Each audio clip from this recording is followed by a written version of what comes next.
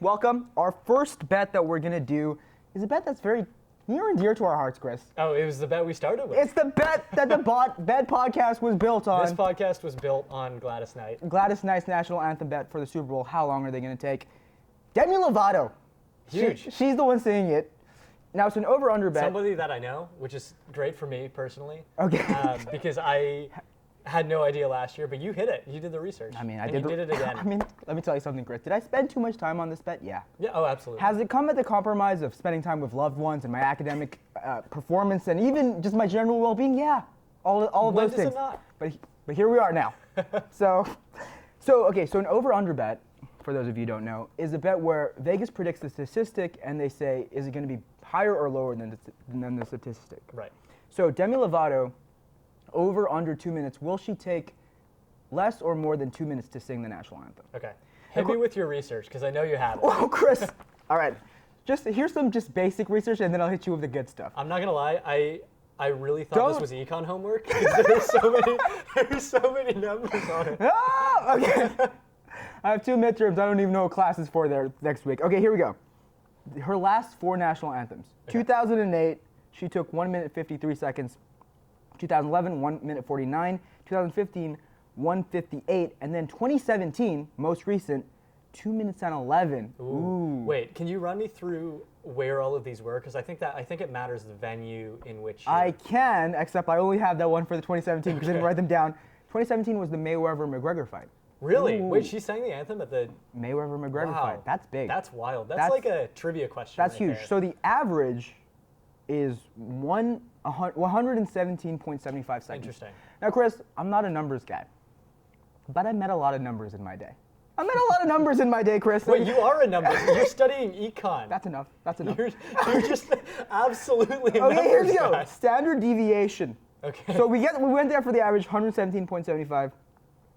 Standard deviation 9.57, making the standard error 4.78. Now, for those of you who aren't well versed in statistics, You lost me at numbers guy? that's a pretty high number for a standard error because of our small sample size. Right. T statistic is 0.47. Now here's what. Hold on. incredible. Now hold on. Here's what the T statistic means loosely. Okay. If your T statistic Oh, is give it to me very loosely. loosely, Just as loose as you can go. if your T statistic is over 2, it's pretty significant. If Okay. it's under 2, not significant. Significant in terms of the results actually mean something? Mean something relative to the average. So 2 minutes was the average, the theoretical that we're going for. Right. So the T6 is 0.47. What it means is we can say Demi Lovato doesn't do a lot of things. What we can't say is that she doesn't sing the national anthem in 2 minutes. So basically, all this research for nothing. For nothing. But let's go back. Let's go to more research, Chris. Because if you think I was done there, you're out of your goddamn mind. Now, Gladys Knight sang the national anthem.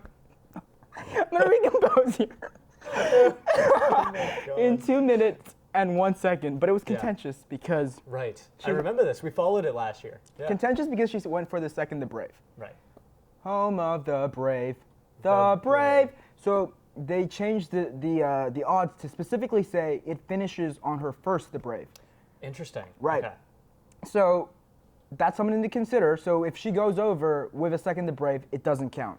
Right. Now I was talking to a friend of mine about this bet, and she said, don't look at her past odds. Look at everyone else's anthem and how it compared to their Super Bowl anthem. That's a great point. Because the stage matters. Yes. Stage matters. So Gladys Knight took 1 minute and 33 seconds in a random baseball game. Okay.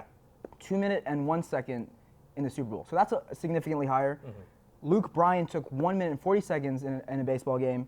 2 minutes 4 seconds in the Super Bowl. So again, significantly higher. Significantly higher. Yeah. Right. So that average of 117, which is just under 2 minutes, I can for sure seeing her just crash, absolutely crushing that. Right. But before we get into actually what happens, here's a little trivia for you. Here's a little trivia question. All right. Last 10 Super Bowls, who had the longest national anthem? I got Wait, multiple choice. I don't remember who. Well, it's multiple choice, Chris. So let's just calm down. Alicia Keys, Okay. Jennifer Hudson, or Lady Gaga for the longest. These are the 3 longest in the last 10 years. You know, I really want to say Alicia Keys. You're right, Chris. Let's go. Now, Alicia Keys took 2 minutes and 35 seconds. Oh, that's a lengthy national. She basically had a cup of coffee. And if you're Alicia Keys, you can do whatever you want. Well, it's true. Yeah. The shortest one, is it A, Kelly Clarkson, B, Christina Aguilera, or C, Pink with an exclamation mark as the I?